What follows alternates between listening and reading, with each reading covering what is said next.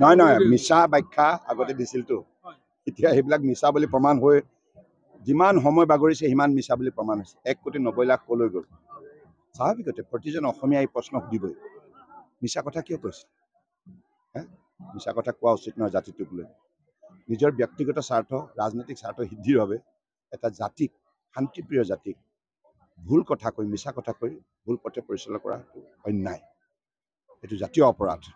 গতিকে সেইকাৰণে অকল মই নহয় প্ৰতিটো স্থানতে প্ৰশ্ন উঠিব এতিয়া 1,90,00,000 সংখ্যাটো ক'ত পালে হয় নাই বাৰু আৰু ভিত্তি কি আছিল হয়নে গতিকে সেইকাৰণে এইবিলাক হৈছে মৌলিক প্ৰশ্ন যাই কি নহওক চৌদিশে বিজেপি গতিকে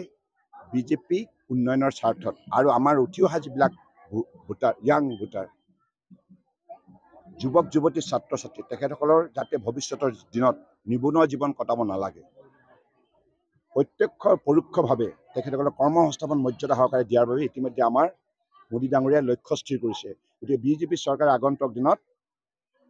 আমাৰ উঠি অহা ছাত্ৰ ছাত্ৰীসকলক আমাৰ যিসকল যুৱক যুৱতী নিবনুৱা সকলোকে কৰ্মসংস্থাপন প্ৰদান কৰিব আৰু সন্মান সহকাৰে জীৱনৰ বাটত